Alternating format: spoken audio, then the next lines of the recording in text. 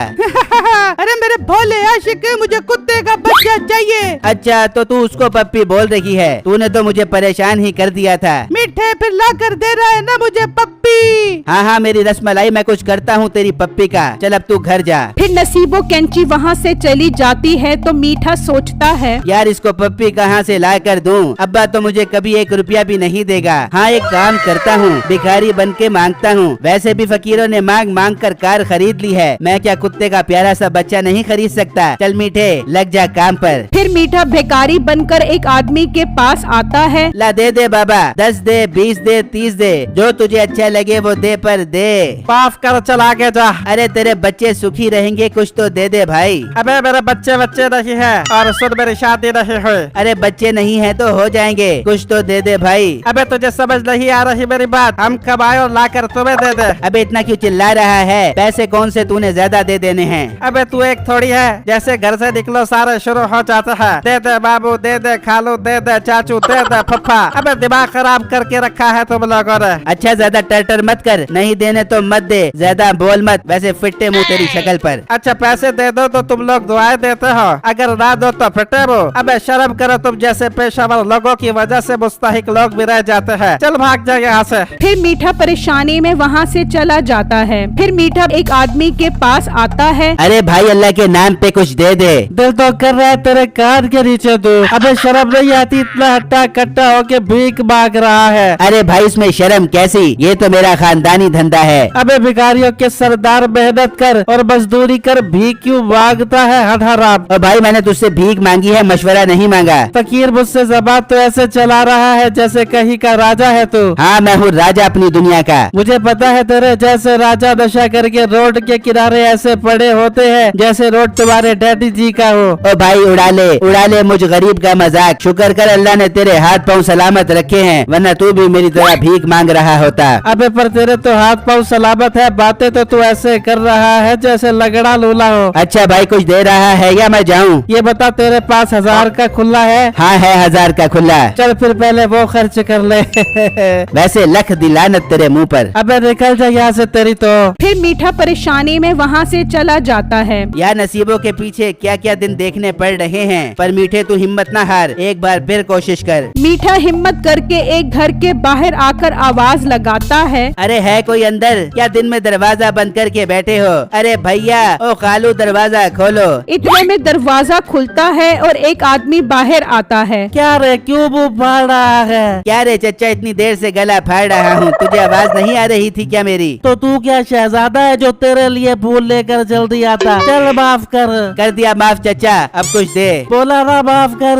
तो मैंने भी बोला है कर दिया माफ, अब कुछ दे। अबे मेरी औरत नहीं है घर में। अरे चचा मैं तेरी औरत नहीं मांग रहा, भीख मांग रहा हूँ। अबे बहुत शाना बन रहा है, कान के नीचे बजाओ क्या तुझे? चचा कान के नीचे तो बाद में बजाई, पहले मेरे पेट में जो ढोल बज रहा है उसको तो बंद करवाओ, बहुत जोर की भूख लग रही है। ओ चचा कुछ नहीं है घर में। चल बासी रोटी ही दे दे। नहीं है। चल फिर ताजी रोटी ही दे दे चचा। अरे नहीं है बगैरत। अबे कम से कम इज्जत तो दे दे। अबे घर में मेरी इज्जत नहीं है तो तुझे कहाँ से दूं? है कुछ भी नहीं है तेरे पास? हाँ कुछ नहीं है। तो फिर घर में बैठकर क्या कर रहा है? मेरे साथ चल भीख मांगने। तेरी तो साले निकल जाना यहाँ से। फिर मीठा वहाँ से भाग जाता है तो एक जगह से गुजर रहा होता है तो वहाँ एक फकीर मिलता है। क्या रे तू इस एरिया में नया लग रहा है, पहले तो तुझे कभी नहीं देखा यहाँ। अबे ओ सालो, ये क्या तुम्हारे बाप का एरिया है जो मुझसे ऐसे पूछ रहा है? मुझे लगता है तू इस काम में नया आया है, ये हम फकीरों का एरिया है, हम यहाँ भीख मांगते हैं। अगर हमारे सेठ को पता चल गया तो वो तुझे गोली मार देगा।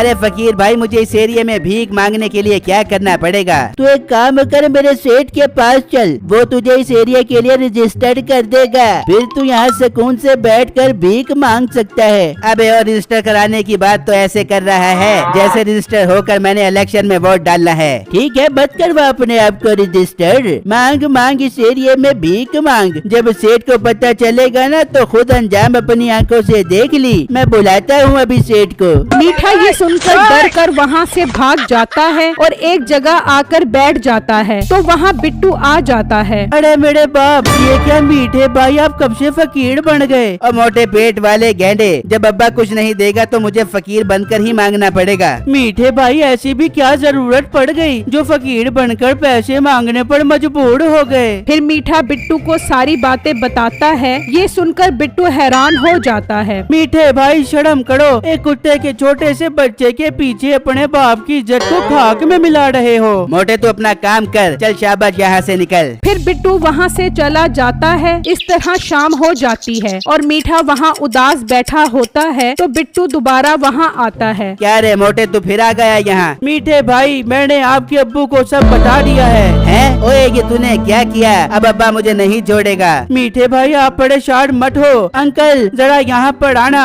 फिर मीठे का बाप कुत्ते का बच्चा साथ लेकर आ जाता है। ये देखकर मीठा खुश हो जाता है। बेटे, तुझे परेशान होने की जरूरत नहीं है। बिट्टू ने मुझे सब बता दिया है। तू जैसा भी है तो मेरा बेटा ना। आइंदा इस तरह की हरकत मत करी और ये ले बच्चा और कर ले नसीबों से शादी। फिर मीठा वो बच्चा लेकर कहता है, अब्बा जी मुझे माफ कर दो, मैं आइंदा आपकी इज्जत कभी खराब नहीं करूँगा। और हाँ बिट्टू, मैंने तुमसे एक बात कहनी है। जी जी मीठे भाई, बोलो। यार बिट्टू, कभी तो वीडियो में मुझे अच्छा बनने दो। हर टाइम तुम ही हीरो बनते रहते हो। मीठे भाई, बात ये है कि आप पर बुरा करेक्टर ही सूट करता है।